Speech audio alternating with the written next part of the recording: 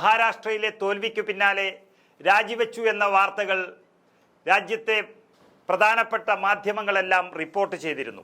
എന്നാൽ ഇതിനെ നിഷേധിച്ചുകൊണ്ട് സംസ്ഥാന കോൺഗ്രസ് അധ്യക്ഷൻ നാനാ പട്ടോലെ തന്നെ രംഗത്ത് വന്നു.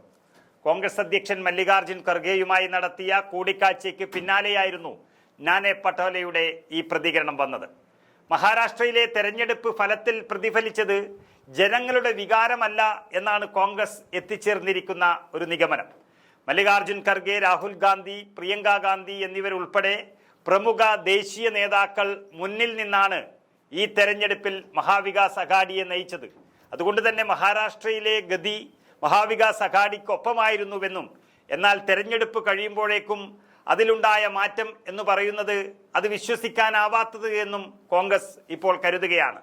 അതുതന്നെയാണ് ജനങ്ങൾ വിശ്വസിച്ചത്. കോൺഗ്രസിനെ അധികാരത്തിലേറ്റാനുള്ള അവരുടെ ആഗ്രഹമാണ് ഇല്ലാതായതെന്നും കോൺഗ്രസ് നേതൃത്വം വ്യക്തമാക്കുന്നു. അതിനവർ പറയുന്ന ഉദാഹരണങ്ങളുണ്ട്. അതായത് നന്ദേഡ് ലോക്സഭാ സീറ്റിൽ ഇതിനൊപ്പം തന്നെ തെരഞ്ഞെടുപ്പ് നടന്നിട്ടുണ്ട്.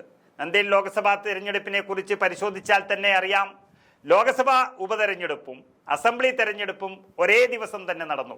എന്നാൽ ലോക്സഭാ ഉപതെരഞ്ഞെടുപ്പിൽ കോൺഗ്രസിന്റെ സ്ഥാനാർത്ഥി 6 സീറ്റുകളിലേക്ക് വിജയിച്ചപ്പോൾ, അതായത് 6 അസംബ്ലി മണ്ഡലങ്ങളിൽ മുന്നിട്ട് നിന്നപ്പോൾ കോൺഗ്രസിന് ഒരൊറ്റ അസംബ്ലി മണ്ഡലത്തിൽ നിയമസഭയിലേക്ക് ജയിക്കാനായില്ല എന്നുള്ളതാണ് അവർ പറയുന്ന കാര്യം. നമുക്കറിയാം, ചവാൻ രവീന്ദ്ര വസന്തറാവു എന്ന കോൺഗ്രസ് നേതാവാണ് ലോക്സഭയിലേക്ക് മത്സരിച്ചത്. അവിടെ മത്സരിക്കുകയും വിജയിക്കുകയും ചെയ്തു അദ്ദേഹം. വസന്തറാവു എന്ന കോൺഗ്രസ് നേതാവിൻ്റെ മരണത്തെ തുടർന്നാണ് നന്ദേഡ് ലോക്സഭാ മണ്ഡലത്തിലേക്ക് തെരഞ്ഞെടുപ്പ് നടന്നത്.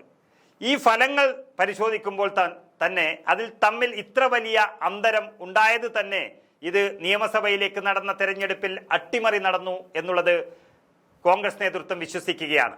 ജനങ്ങളും മഹാവികാസ് അഘാഡിയിലാണ് വിശ്വാസം അർപ്പിച്ചത് എന്ന് അതുകൊണ്ട് തന്നെ കോൺഗ്രസ് വ്യക്തമാക്കുന്നു. അവരുടെ ആഗ്രഹത്തിനനുസരിച്ച് അധികാരത്തിൽ വന്നതല്ല ഇപ്പോഴുള്ള BJP സർക്കാർ എന്നും നാനാ പട്ടോലെ വ്യക്തമാക്കുകയാണ്. അതിനർത്ഥം തന്നെ മറ്റുള്ള ക്രമക്കേടുകൾ അവിടെ നടന്നു എന്നാണ് കോൺഗ്രസ് അധ്യക്ഷൻ പറഞ്ഞു വെക്കുന്നത്. രാജിവെക്കാൻ തീരുമാനിക്കുകയോ പാർട്ടി ആവശ്യപ്പെടുകയോ ചെയ്തിട്ടില്ല എന്നാണ് അദ്ദേഹം വ്യക്തമാക്കുന്നത്. കാരണം ഇതൊക്കെ വ്യാജ വാർത്തകളായിരുന്നു.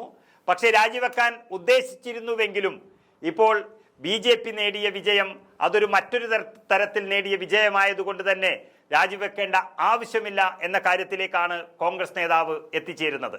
തെരഞ്ഞെടുപ്പ് പരാജയത്തിൽ എല്ലാവർക്കും തുല്യ ഉത്തരവാദിത്തമാണുള്ളതെന്നും നാനാ പട്ടോലെ വ്യക്തമാക്കുന്നു. 2 ദിവസത്തിനകം രാഹുൽ ഗാന്ധിയുമായി കൂടിക്കാഴ്ച നടത്തുമെന്നും അദ്ദേഹം വ്യക്തമാക്കിയിട്ടുണ്ട്. ജനാധിപത്യം അവസാനിപ്പിക്കപ്പെടുകയാണ് എന്ന വലിയ ഗുരുതരമായ ഒരു ആരോപണം ഉന്നയിച്ചുകൊണ്ടാണ് അദ്ദേഹം വീണ്ടും കോൺഗ്രസ് അധ്യക്ഷനായി തുടരാൻ തന്നെയുള്ള തീരുമാനം അറിയിച്ചിരിക്കുന്നത്. രാഹുൽ ഗാന്ധിയുമായി സംസാരിച്ച് കോൺഗ്രസിന്റെ ഭാവി പരിപാടികളെക്കുറിച്ച് ഇനി തീരുമാനമെടുക്കുമെന്നും അദ്ദേഹം പറയുകയാണ്. ശരിക്കും മഹാരാഷ്ട്രയിലെ തെരഞ്ഞെടുപ്പിനെ അംഗീകരിക്കാൻ കോൺഗ്രസ് പാർട്ടി തയ്യാറായിട്ടില്ല എന്ന് പറയുമ്പോൾ, അല്ലെങ്കിൽ രാജിവെക്കാൻ ഉദ്ദേശിച്ച നേതാവ് തന്നെ തിരിച്ച് അധ്യക്ഷ പദവിയിൽ തുടരുമെന്ന് അറിയിക്കുമ്പോൾ തന്നെ മഹാരാഷ്ട്രയിലെ തെരഞ്ഞെടുപ്പിനെ എത്രത്തോളം അട്ടിമറി നടന്നു എന്നുള്ളതിൻ്റെ സൂചനയാണ് ലഭിക്കുന്നത്.